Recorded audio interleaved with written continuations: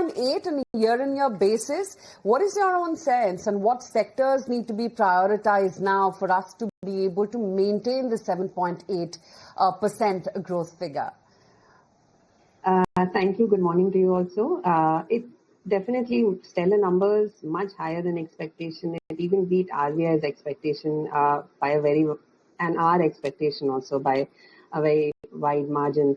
And if you look at the pickup and the recovery in growth, it really shows you that the services sector outperformed with a more than 9% growth. Manufacturing was also strong at more than 7%, 7.7% growth. There are certain one-offs that have helped the GDP numbers, which won't be there in the remaining of the fiscal year. So, for example, these also have to be taken care of. For example, you had a very strong supportive base.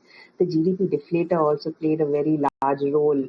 For example, in the services sector, if you look at the GDP deflator, the price effect, the slowdown in the price growth was much more pronounced. For certain sectors like trade, hotels, transportation, the deflator growth had slowed to almost 0.7% from more than 3.5% in the previous quarter.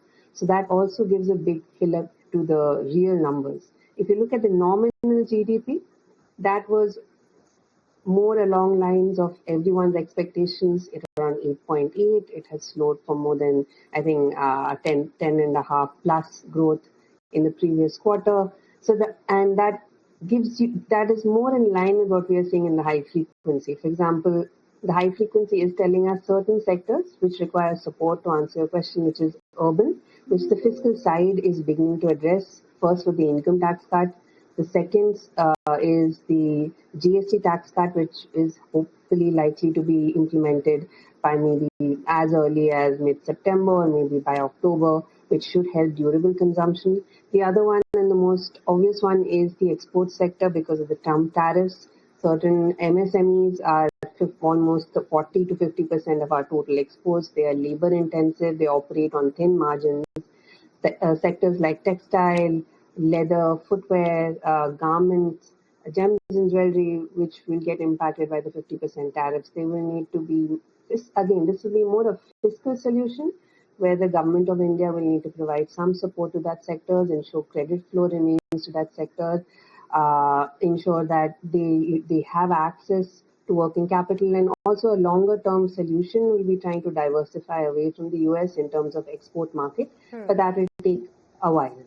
All right, but Gaura, this 7.8% is indeed heartening to note, but the key question is that how likely are we to sustain this sort of a growth number going ahead, because the tariff uncertainty will also kick in. So why don't you help us understand what sort of changes and revisions have you made to your estimate, and what's your take on sustaining such growth number in the times ahead?